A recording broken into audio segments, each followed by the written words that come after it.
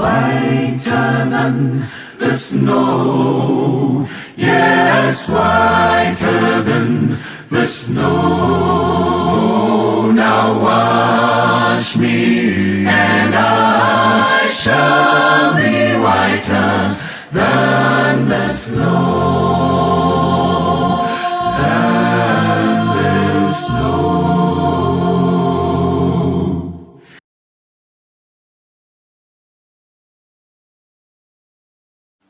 Greetings to you all and welcome to 3 a.m. Network Youth Forum. My name is Pethwell Chigumira and I'm your host.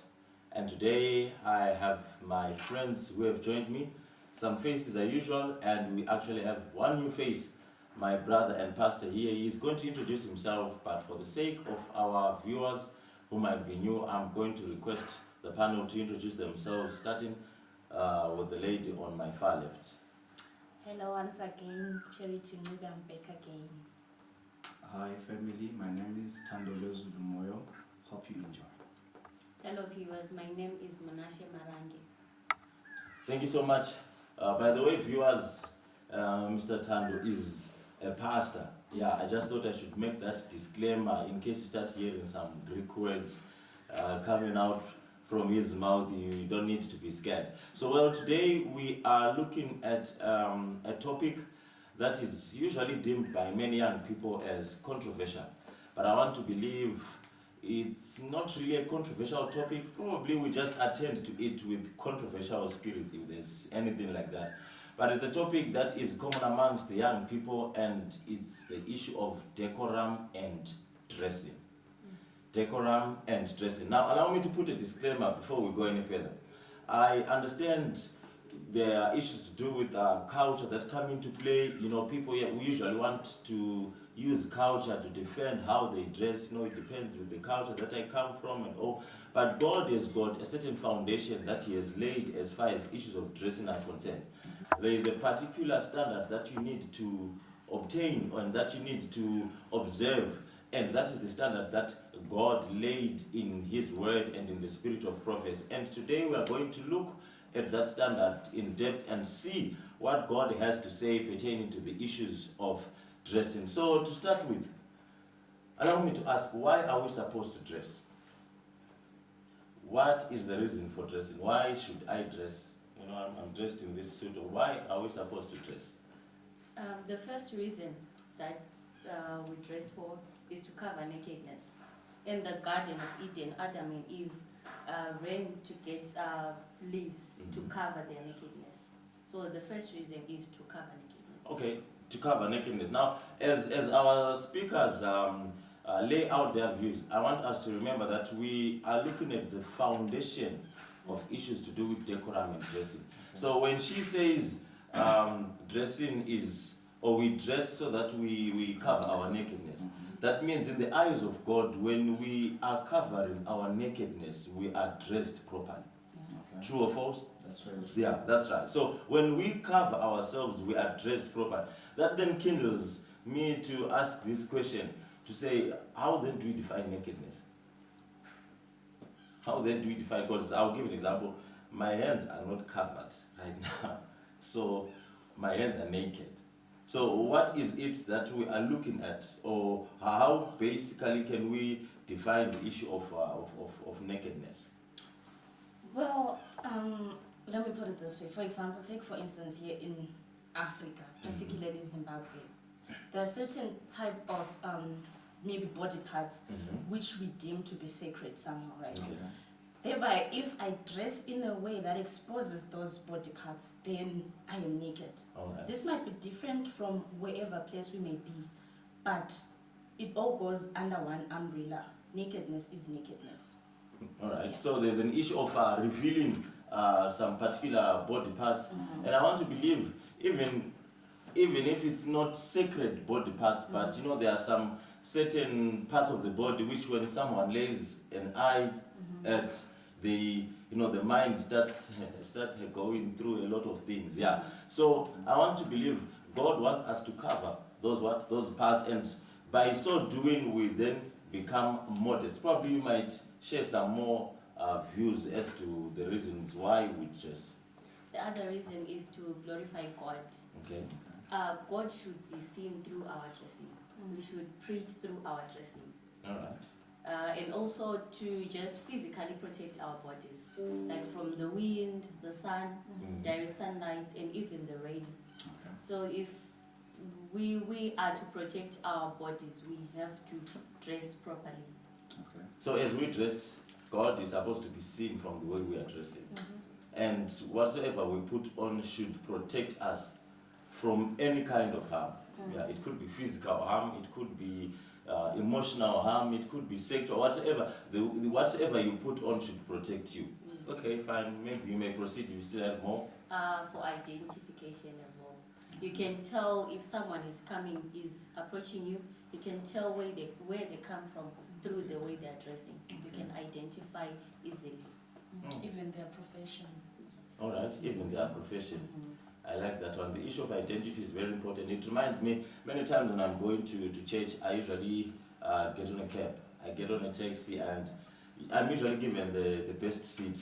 Okay. Yeah, the rest of the guys who, yeah, exactly, because of the suit, when I'm dressed properly. So during the week, I wish I can be putting on a tie during the week so that I always get the best. So, yeah, so even the taxi drivers, they do understand to say when you are dressed in this particular way, that means you are going somewhere and it gives you an identity. So what is it then that we need probably to consider when we are selecting clothes? Because when we talk of issues of identity, then that means to say there's something particular that you need to think of as you choose your clothes. Okay. Yeah. Okay. Maybe to interject, Yes. you asked the question there and you said, how do we define nakedness? I would say myself, nakedness is a result of sin. Okay. Because before sin, the Bible will tell you that Adam and Eve were naked, but then they were covered by the glory of God. Yes, yes. You told them that I'll give them some Greek words. Let me maybe pull out. Please, please. Yeah, the doxa, the glory of God covered them. Okay. So much that they were not naked. You see, so when they sinned, then the doxa was taken away from them. And when the doxa was taken away from them, the covering, the clothing from heaven that God had given them, then they actualized, they realized, they came into realization that, by the way, we are naked. So I bring about a definition that says nakedness is a result of sin.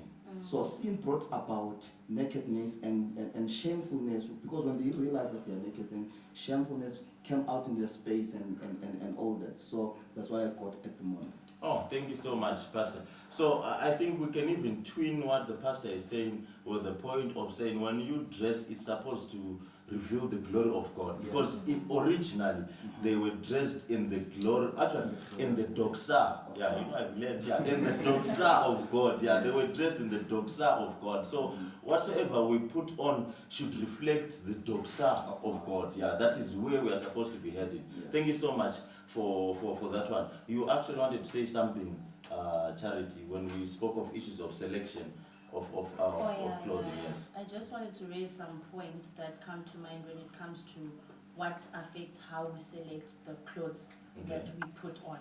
There's the issue of age, there's gender, there's climatic conditions, the physique of the person, where you come from, and also the issue of the funds that you have to spend on that particular thing, like dispensable income. So I'll just look at this maybe in brief, if that's okay. All right. So when it comes to age, there are certain times where you see someone walking around and you're like, why is this person dressed like a child? It's because you have seen something about the way that they're dressing that is not maybe making sense. Children, mostly they dress in colorful clothing, happy clothing. Not saying that it's wrong to wear bright colors, of course, but you know what I mean. The rompers, they're colorful. On the other hand, the old age people, they will dress in clothes that are more loose and free and not too tight, and they are easy to wash and are stain resistant somehow, because that is what is age appropriate. So whatever we put on, we should make sure that it is age appropriate, right? Yes, and then we also look at the issue of gender. may you kindly go to Deuteronomy 22 verse 5. This will just put it straight for us.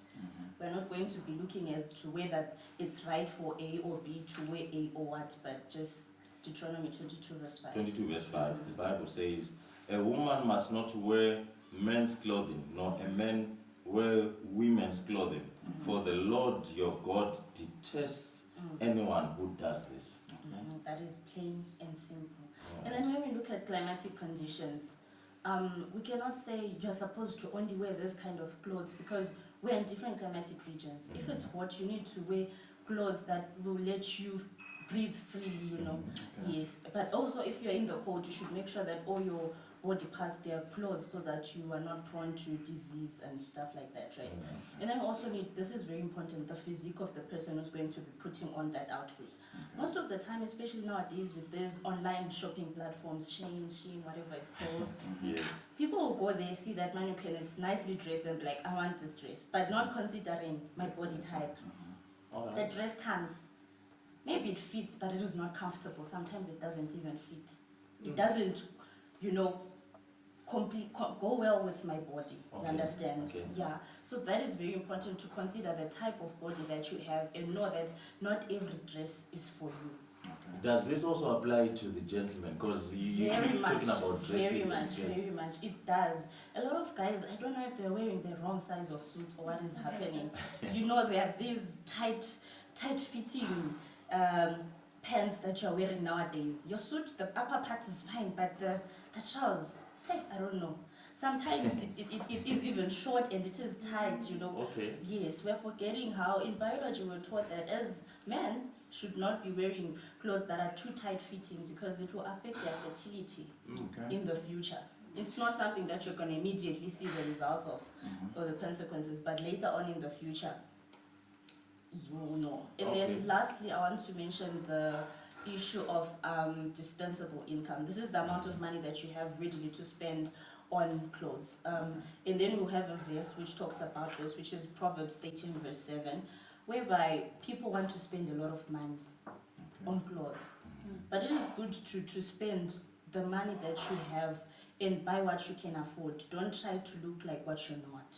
So can you kindly read the verse for us? 13 verse 7. One person pretends to be rich, yet he has nothing. Another pretends to be poor, yet he has great wealth. So basically, you need to dress according to your means. Alright. And then just to sum up the factors that affect our dressing or how we're supposed to look, we're going to read a quotation from Ministry of Healing 288, paragraph 3. And it reads, but our clothing, while modest and simple, should be of good quality, of becoming colors, and suited for service. It should be chosen for durability rather than display. It should provide warmth and proper protection. The wise woman described in Proverbs 31 is not afraid of the snow for all her household are clothed with double garments. So it also sums up the points that Mona was also saying. Okay, thank you so much. So it means when we are selecting our clothes, we actually need to be more cautious than we are. Because, you know, you even mentioned the issue of quality. You read the Spirit of Prophecy, and I want to believe some of our viewers are astounded to find such things like color being mentioned, the issues of quality, because many times you just say, as long as I'm clothed, then it doesn't matter the quality at all. So I think it's something that is of paramount importance. So as we put on our dress, there is a certain connotation that then comes. You know, we spoke of identity, to say it gives you an identity. So what does it mean to someone when you are dressed in a particular way? What does dress say about you? What does the way you are dressed say about you to the public? What is the impact of your dressing to the public? Okay, dressing shows your character, even reveals how you feel at the moment. Like someone who's happy, they can put on bright colors. Someone who is sad, like usually at funerals, people put on black clothes. So it reveals how you feel at the moment. And also, the way you are addressed by the public is through your dressing. It's common for girls to insult guys who whistle at them in the road. But they have guards because of the way that you be dressed. They will have that confidence to come to you because of the way that you be dressed. Okay, It's just unusual for someone who is coming from church and dressed in a proper manner for those ghetto guys to come and do their thing. yeah. Just to cut you short, there, I want to ask Pastor Moyo a question here. I want to believe, you know, as pastors, it's also important for you to take note of your decorum. Or Yes. have you ever had an instant where people address you not as a pastor, but maybe as a lay person because of the way that you are dressed, and then later on you remind them that, "Hey, do you know that I'm a pastor?" Well, not quite, but what I know is when I'm putting on my sweaters during the week and I'm busy moving out around here, people address you the way you are dressed. Okay. That's what people do. So when they look at you, they first check in, how is this man dressed? And then they give you the same address that you gave them first by the way you are dressed yourself. So it's pretty much hard for someone to call you pastor when you are on the 3/4 and you're on a vest or something. on a vest during the week. But when you put on a suit, even if you're not a pastor, they'll say that one is a pastor. Yes, sir. How are you, sir? They give you the proper respect. You can even check in that when you put on a suit and you're moving around, everyone is telling you. They even greet you in English. You look good. They don't use You the look local good. language. Yeah. So basically we can say that, you know that common saying where we say don't judge a book by its cover. Yes, yes. When it comes to dress, it is not applicable because what we see at first sight, Yes. that is what is there, because there's no way that you're going to be dressed as a harlot but then you are not one, like are you confused or something? So a book will be judged by its cover. By its cover. definitely. So basically what we are saying is you need to dress the way that you want to be addressed. Yeah. So if people come and call you particular names because of the way that you are dressed, you are in no shoes to start saying, stop judging me. No. It's the way that you are dressed. Yes. So if you dress like someone who needs respect, you will be given respect. So we are going to have a short break, after which we are going to come back and discuss the issue of saying, is it wrong to evolve with fashion? Is it wrong to follow fashion trends? Or are we supposed to follow fashion trends as Christians on this earth? Stay tuned. Matthew 6 verse 33. Seek ye first the kingdom of God, and all these things shall be added unto you. Hello viewers, welcome to our YouTube channel. We are 3am Network. We are a ministry that focuses on the coming of Christ based on Revelation 14 verse 6 to 12. Do not forget to comment, like and subscribe to our channel. Thank you. Hello viewers, and welcome back to our discussion. We are continuing with the issue of dressing and decorum. Before the break, we looked at issues to do with dressing the way that we want to be addressed, and issues that affect the selection of clothes. To say we need to consider our age, we need to consider our body size, we need to consider even issues to do with quality and color. And this is what God stipulates in the spirit of prophecy. And at this point in time, as we proceed, allow me to give Pastor Moyo a podium. I would love you to probably just excruciate the issue of the original plan of dress that God had for us in the beginning. Okay. You would realize that cotton and whatever the type of apparels that we use for dressing were never God's plan. God's plan was to clothe us with His glory. Yes. That was His original plan. But in Genesis chapter 3, verse number 7, the Bible tells us of a problem that crept in the Garden of Eden. Adam and Eve, they ate off the fruit. And the Bible tells us that they realized that they were what? Naked. The first step, left. yes, the glory of God had Glory of left. God, Yes. yes. So when the glory of God had left, then they actualized that they are naked. Then Adam and his wife, they now made a plan. Okay, we are now naked. We need to clothe ourselves. Yes. You see, there is always a problem when human beings want to clothe themselves, because when they clothe themselves, they misbehave. All right. Because they do not clothe themselves adequately.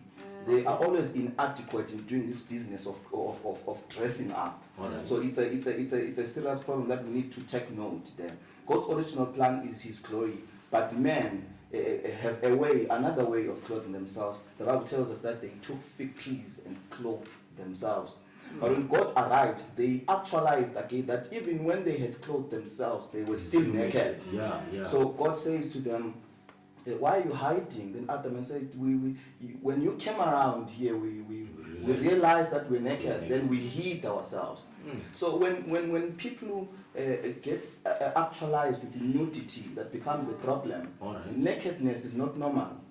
So when we start treating nakedness as a normal phenomena, then we are far stretched away from God. Okay. So God's original plan is to clothe us with His glory. Mhm. But then when we are dealing with these dress and decorum issues, we are just fusing the soteriological issues into this whole matter. Mhm. Because we want people to come as close to God as possible. So covering your nakedness using this cotton has something to do with your mindset in relation to this problem of sin. Okay. Because we need to go back where we started from Eden, back to Eden and beyond Eden, because we now got an understanding. I'm sure we're going to get into this when we look at salvation and dressing. Yes. But then God's original plan was His people must be dressed in His glory. Thank you so much, Pastor. What a profound addition there that he has laid. I love the element where you said that there is always a problem when human beings try to dress themselves. When human beings design clothes for themselves, it becomes a problem. Because I'm actually now realizing that originally God had given them His glory, the doxa. And after giving them His glory, they sin and they recognize that they are naked. Instead of seeking for the glory to cover them, they design their own clothes using fig leaves. Yes. Then God later then visits in chapter 3, like you mentioned, and then he brings a certain different type altogether, Yes. which is something really astounding. So I would love to realize that when it comes to issues of dressing, then there is a dynamic phenomena that is in place, Yes. especially when you look into issues of fashion. Yeah, because you recognize that whatsoever was then made that they were putting on is not what we are putting on today. Yes, that's Yeah, very true. they were not in suits, they were not in ties and shirts and all. Of course, like I mentioned when we began to say, yes, we have the issues of culture and all these other, people coming into place, but the baseline is modest, like what Pastor Moore Yes, mentioned. To say yes. the original plan is modest. So, looking at our current lives and the way we are running nowadays, is it wrong to follow fashion trends? Okay. Is it wrong to move in accordance to fashion trends? Charity, maybe you can assist us there. I'm sure women understand these issues, but us guys, we just want to put on something and go. Fashion. Okay, maybe someone to just give us a definition of what fashion is. Okay, I'd say fashion is a popular or trending style of clothing or all the accessories like hair, shoes, and all the other accessories Okay. that people use. Thank you. So trend, it's what's trending, what's the latest thing. And we have to admit that all of us, we live through fashion, whether it's because of the societal rules or maybe it's because of the choice. But we have to admit that we live through fashion, otherwise we wouldn't be wearing what we're wearing today. Okay. That is a fact. And for most of the part, maybe as Christians or Adventists, if I should say, somehow we've been groomed to think that maybe it is not really, really good to go with the trends. I mean, to some extent, it is not good because you end up losing yourself because you just want to jump on to whatever is trending, Yes. whatever is new, and you don't even care how it looks like or the influence it has. Okay. So maybe before we move, let's just read from Child Guidance 415, paragraph 1, and I'm going to read here. It says, do not occupy your time by endeavoring to follow all the foolish fashions in dress.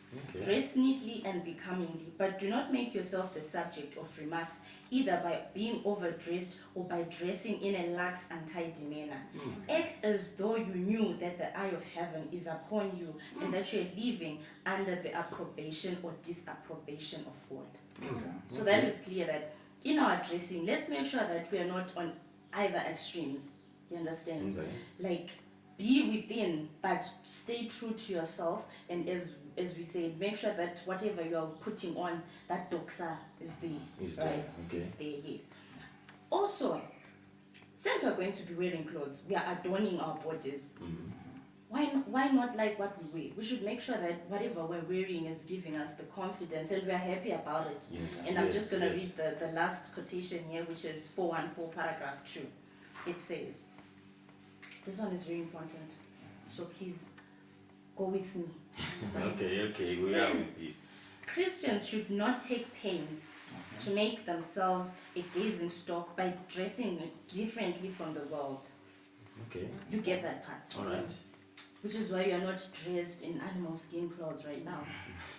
Because, All right, okay. well, there are certain occasions where we put on our attires, right? Yes. But then otherwise, on another normal day, depending where you are from, of course, if you're in the Kalahari Desert, it's okay. That's the culture there. But then, sometimes if you put on a certain type of dressing, it might cause people to wonder and look like, what is going on? Yeah, Yes. definitely. So make sure that you're not a gazing stock. But if when following our convictions of duty in respect to dressing modestly and healthfully, they find themselves out of fashion, they should not change their dress in order to be like the world, but they should manifest a noble independence and moral courage to be right, Okay. if all the world differ from them. Clear? Clear? Yes. If the world introduces a modest, convenient, and healthful mode of dress, which is in accordance with the Bible, it will not change our relation to God or to the world to adopt such a style of dress. Yeah. Okay.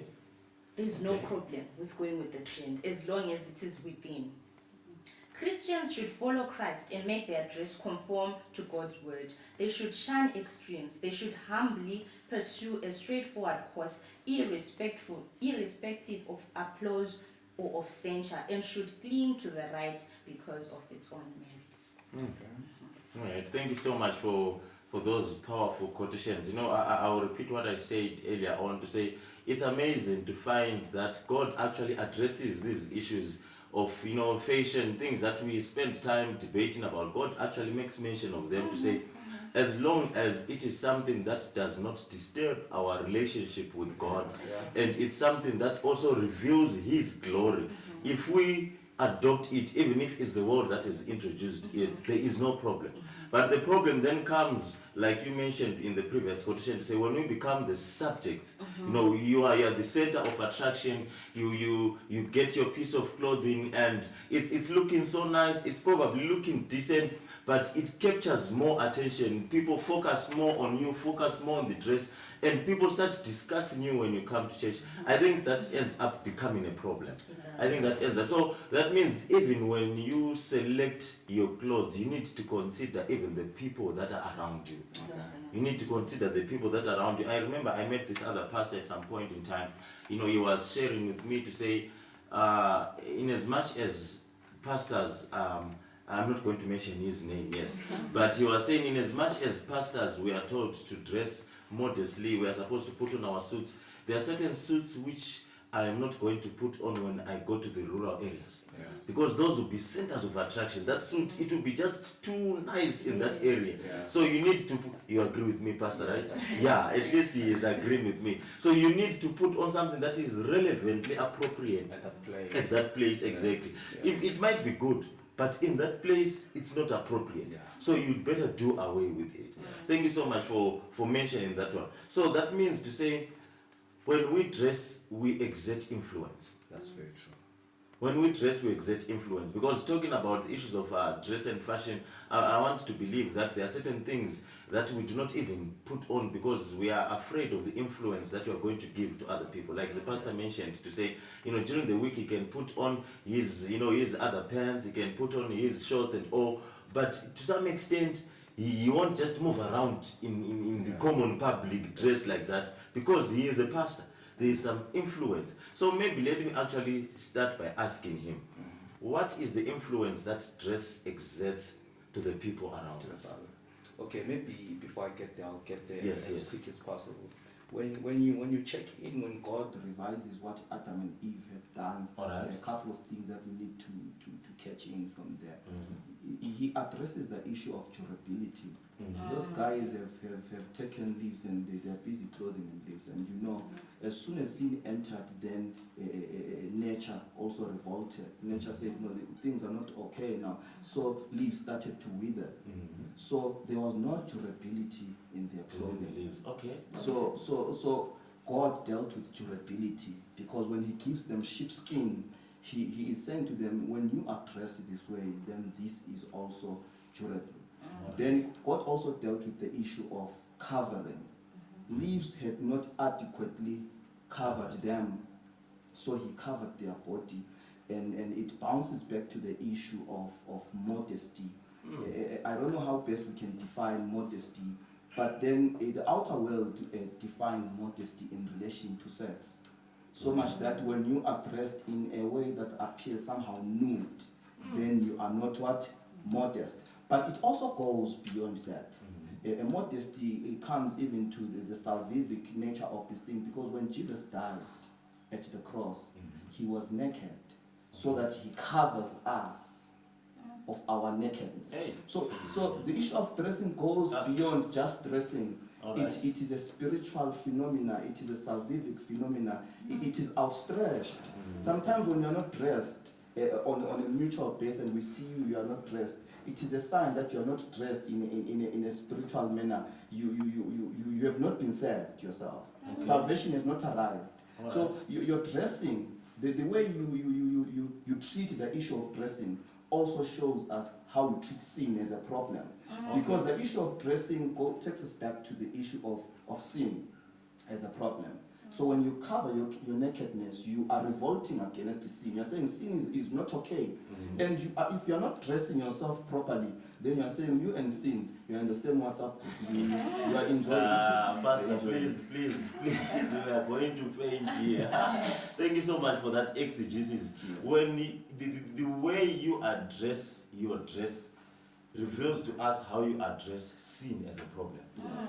The way you addressed shows us your attitude towards sin. Yeah. I'm sure we had it all clear. I loved the exegesis that you put on the issue of leaves. You know, when leaves wither, they shrink Yes. in size. Yes. They shrink and they, you know, if it was straight, at the end of the day, it starts It creating is, some yes. openings. Yes. And you get to recognize that the world is designing such kinds of clothes. Yeah, clothes which when they are, you know, when they are on the line, they are fine. But when someone puts them on, they're somehow now shrinking and revealing. The dress is long, but it's short. It's not really clear what's really going on here. What's going Once you on start with this? walking, you have to be pulling the skirt up Yeah, because somehow something's not swinging. right. Yeah, you have to be pulling. So thank you so much for this. God addresses the issue of durability, the issue of modesty. Not even very far, but just soon after sin, God already provides a solution. Yes. Soon after sin, God already provides a solution. And I want to believe that dressing also has an impact, not just on others, but even on the person who is dressed. Yeah, that's very true. Yeah, on the person who is dressed. What could be the impact of clothes on someone who is dressed or who is putting on those clothes? I want to believe, like, for me, when I'm putting on the suit, let me frankly admit that I definitely feel different from the way that I would feel if I'm putting on something else different altogether. So there is definitely an impact that comes. And what is that impact? For starters, as you've already said, when you're putting on that suit that you're putting on, you feel like you're on another level because you're looking the part for whatever you're about to do.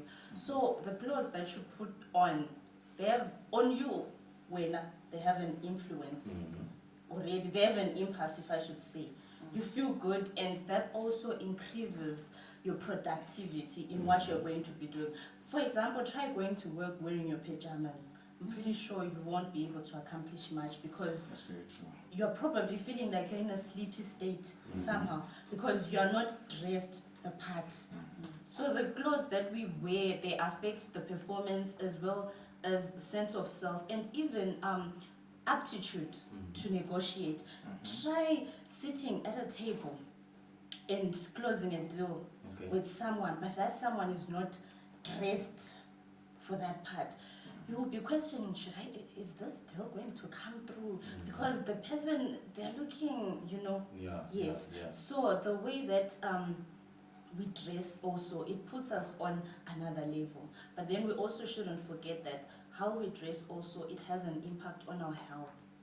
Yes, on our health. In Ministry of Healing 288 paragraph 3, the whole chapter talks about dress, but there's particularly a point where our health in relation to dress is talked about, whereby we find that whether it's tight clothing, you are injuring a lot of organs. And the thing with our health, it's not always the case that you will see the consequences right there and there, that you're going to realize that your lungs maybe they're now smaller in size. It is something that long-term. gradually, So Yeah. we should be careful in what we are putting on, that it is not putting so much force on our health, and later on we are going to be struggling because of such. Thank you so much. So basically, when we dress, we create, or we somehow give room to a certain shift of thinking.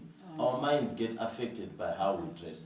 So, well, I want to believe we are enjoying and we are learning. Personally, I'm actually getting to learn and discover quite a number of things. For now, we are going to have a short break, after which we'll come for our last segment, where we look at the issues of dressing and worship, where we look at the issues of dressing and salvation. Say, does it matter how I dress as someone who is saved, or is being saved something that enables me to dress properly? What is God's attitude towards our dressing as far as our salvation and worship is concerned? Stay tuned. Ecclesiastes chapter 12, verse 13. The end of the matter, all has been heard.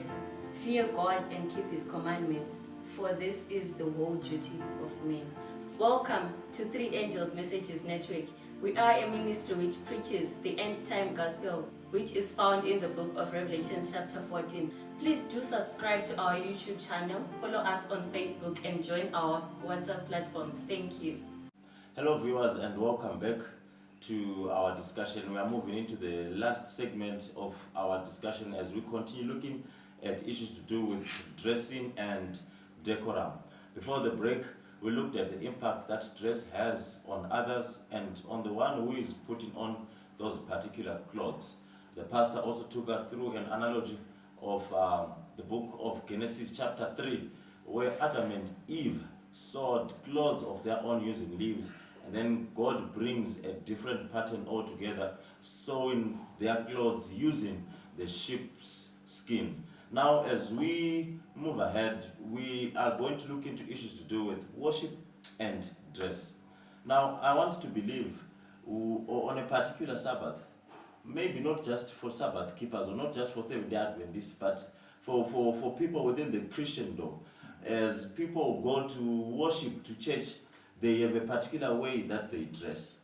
And I want to believe there is a relationship between how we dress and issues to do with worship, right in the temple, right in the church of God. Maybe Mnashe, you can take us through what is it that we need to consider as we put on our clothes, as we choose our clothes for worship.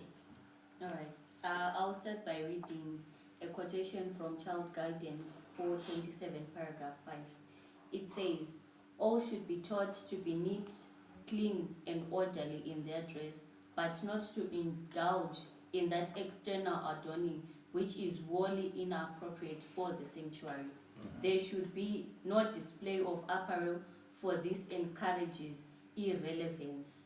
The attention of the people is often called to this or fine article of dress, and thus thoughts are intruded that should have no place in the hearts of the worshippers. God is to be the subject of thought, the object of worship, and anything that attracts the mind of the solemn sacred service is an offense to him. So this quotation is talking about modest dressing and neat dressing, but also you shouldn't be like the center of attraction. Like, people shouldn't look at you saying, wow. Like, after the service, everyone is saying, did you see Charity today? Did you see Charity? And everyone didn't even understand or even hear the word of God. So as we go to church, we should choose clothes that are decent, clothes that are neat, and also that are simple, not too expensive, I can say. Okay. So also we can read from 1 Timothy 2 from verse 9 to 10. Okay. Verse 9 reads, likewise also that women should adorn themselves in respectable apparel, with modesty and self-control, not with braided hair and gold or pearls or costly attire, but with what is proper for women who profess godliness with good works. Yes. Also dressing, it's not about just the clothes that we are wearing. Mhm. It's about how we treat ourselves, our good works as well. They are also part of our dressings for the church or sanctuary. Okay. I love the quotation that you read first, which was saying, the object of thought should be God.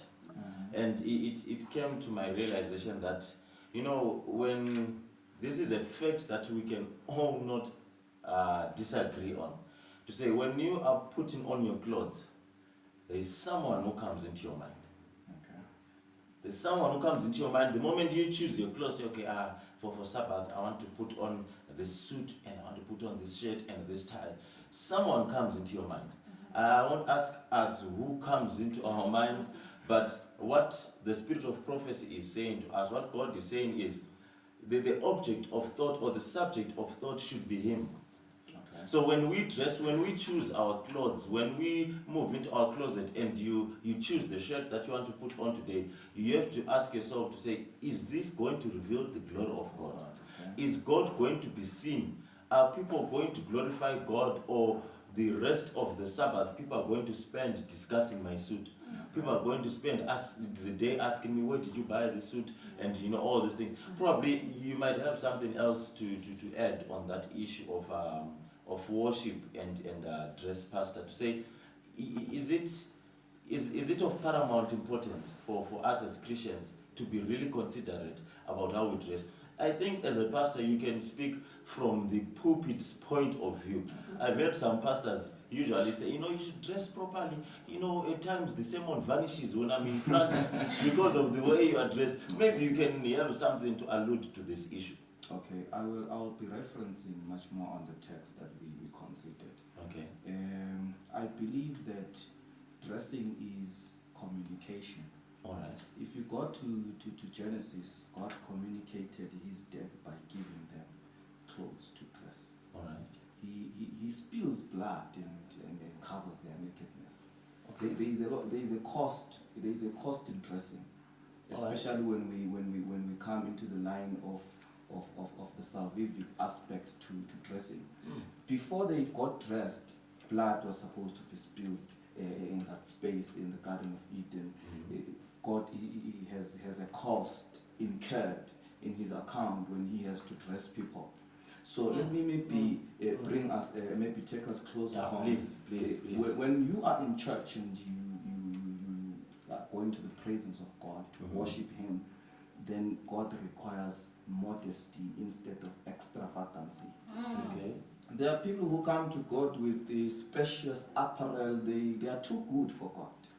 Some are too sexy for Jesus. They come there to be too good in the presence of God. They are on miniskirts. Some they've got their calves exposed in church, and they say they're in the presence of God, and that's a serious challenge. So when we come in the presence of God, we dress in a way that reveals that we abhor sin, we hate sin, and the only way we can show that we hate sin is to dress in a way that only God can appreciate.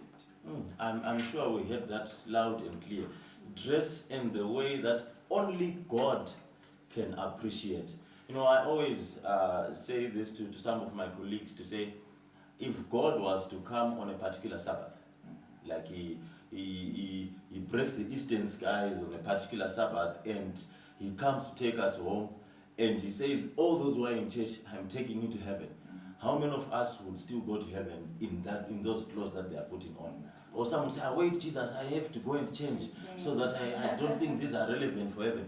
If your clothes cannot be relevant for heaven, how then are you trying to make them relevant for church? Maybe to interject there, You realize when I was starting Islam as a religion, those guys, they dress religion, they talk religion, they eat religion. Every day, their everyday life is religion. What makes them is religion. Okay. So our problem is we find ourselves talking about worship on Sunday, and we find ourselves talking about worship on Sabbath. You see, we only talk about the issue of dressing in relation to how we are going to present ourselves to God, before God, on a particular day where we worship. Okay. But the mantra is when Christ is in you, and worship in its rightful sense is properly defined to you, you know how to dress every day. Every day. So much that when you arrive in church on the Sabbath, you are still relevant, because we do not only worship God on that particular day, because worship is not a day only specified, but worship is your lifestyle every day. How do you live? You must live Christian, you must talk Christian, you must dress Christian Each and every day. each and every day. All right. Thank you so much for alluding to that. The issue of glorifying God in our dressing, I think that's something that we all needed to have cleared out, to say it's not just about the day of worship, it's not just about the Sabbath, but even during the week, even when you're going for sports, the way that you dress in your sporting gear should, glorify God. I hear many young people usually say, nah, it's sports, so how do you expect us to dress? Dress in a manner that reveals the doxa of God. Dress in a manner that shows that God is approving of your dressing, not where people are looking at you. So probably as we move into the conclusion of our discussion, allow me to give each panelist here just some few seconds to say their closing remarks. The pastor is going to be probably the second of last, as I am going to close the discussion. But I'll allow the pastor to be the last panelist to give us his last words as far as issues to do with dress are concerned and decorum. What do you have the charity to leave for the viewers? Well, I just want to say that I'm glad we had this lesson. For some, this is new knowledge. They didn't know. For some, it is maybe a reminder of something that they once knew but have forgotten. But then I just want to say that now that we've had this beautiful lesson, it, however, does not give us any right to go around judging people or saying, no, this is wrong, this is right, that kind of thing. For example, we have people who visit the church for the first time. Yeah. They really want to come. Then they arrive there, they will feel out of place. For example, someone will come there to church, and then you treat them in a way that they're just going to be like, you know what, I'm never going there again. Going back, yeah. Yes. Mahatma Gandhi even say that, I like your Christ, but not your Christianity. Okay. Shush. Yes. So let us not lose focus. And I'm just going to read, oh, by the way, what led Mahatma Gandhi to say this is because he also decided to visit a Christian church one day and was turned away by an usher because of who he was. So there are cases whereby people genuinely want to come. I'm sure you've all invited people and they're like, I can't come to the 7th day, I don't have a suit. They say That our somehow, suits. They say our suits, they don't see our God. exactly. That Yeah. somehow goes to show that to some extent we might be losing the focus. So I'm just going to read a quotation from our High Calling, 233 paragraph 2. It reads, by continually dwelling upon the mistakes and defects of others, many become religious dyspeptics. That's a big word. Those who are so busy in dissecting the words and acts of others to discover all that is objectionable fail to discern the good and pleasant things. So I just want to say, let us not lose sight of the goal and the focus. Thank you so much. Let's not lose sight of the goal and the focus. Let's not dissect other people's lives. Instead, let's make sure that we dwell much on how we are supposed to live. Munashi. Okay, I'll say, I don't mean this as an insult, but there's this saying that garbage in is garbage out. Okay. So how we dress somehow reveals how we are inside. So let's not go out there and act as if we are other people that we are not. Let's act as Christians and show Christ through our dressing. Be modest, be neat. It doesn't mean we have to go scruffy or clothe as if we are or poor or something, but be neat and be modest at the same time. Exactly. No, thank you so much. Pastor, probably your last words in closing. Okay. Well, in closing, I would say to the viewers at home, we need to draw closer to Christ, as much as close as possible, because the moment you draw closer to Christ, you then realize what you need to do. Because the more distant we are from Christ, then we are much more clueless on what we're supposed to do. As much as I said earlier that dressing is communication. You communicate that you are a harlot by the way you dress. You also communicate the way that you are a thief in the way that you dress. Sometimes you also communicate the kind of music that you listen to, the way you dress. You see, I've seen people, you see that this one is a fan of Michael Jackson because the way that you dress is communicating to you that.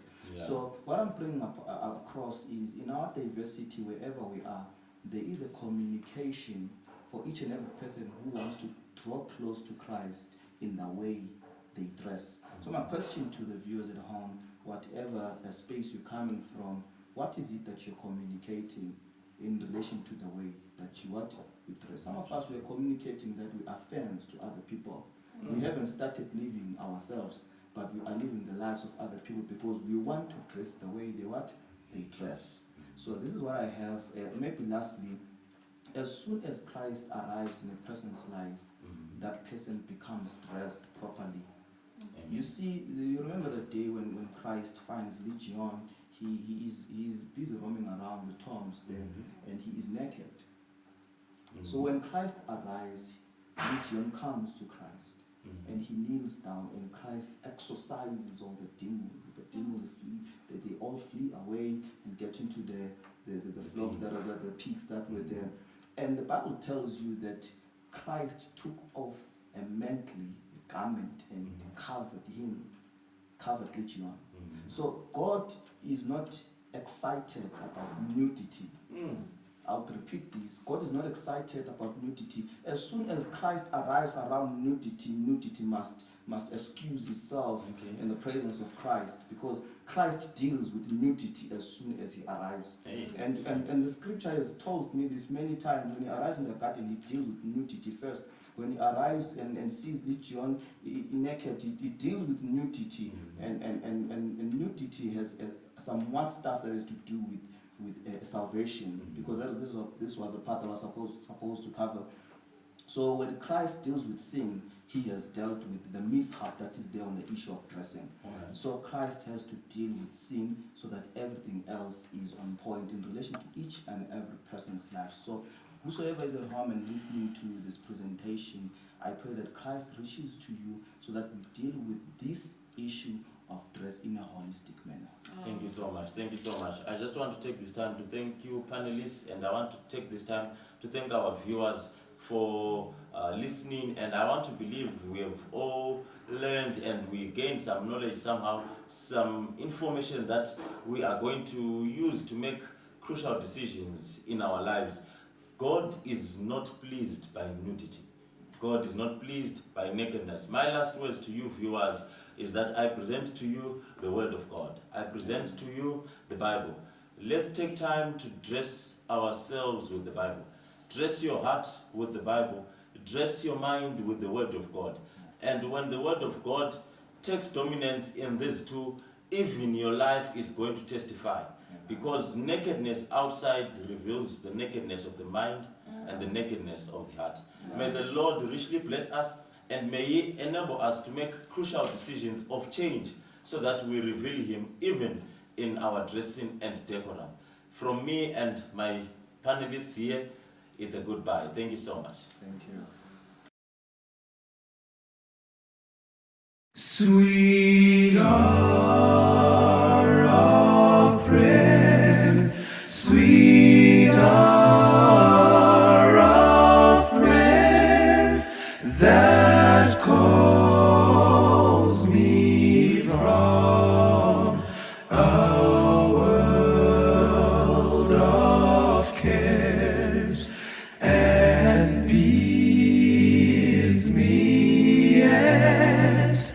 my Father's throne.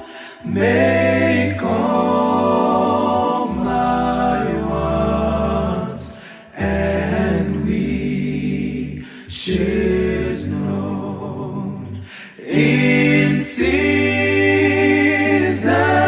of distress and grief, my soul has often found relief,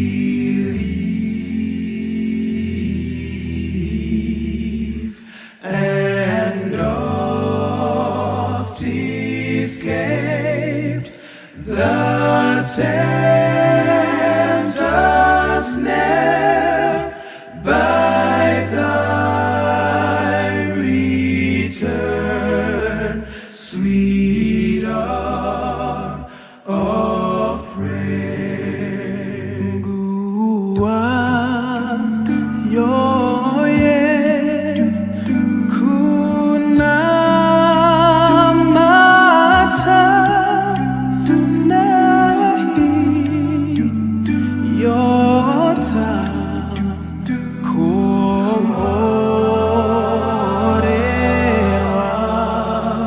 inohotipa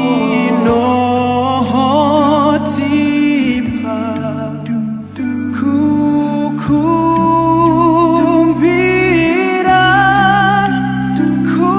kunababa wekuteka kumnandiu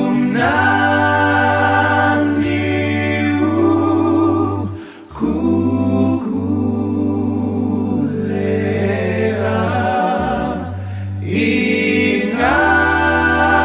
ingatingi ngatutuza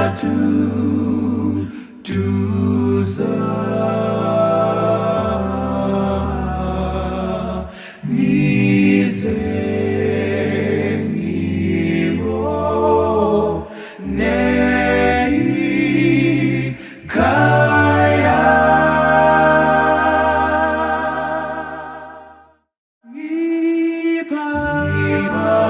ngibabele khona kuye by thy return, sweet hour of prayer.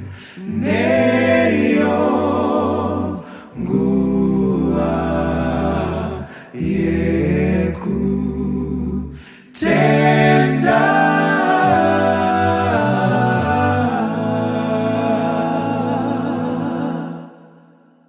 neyo ngua yeku tenda.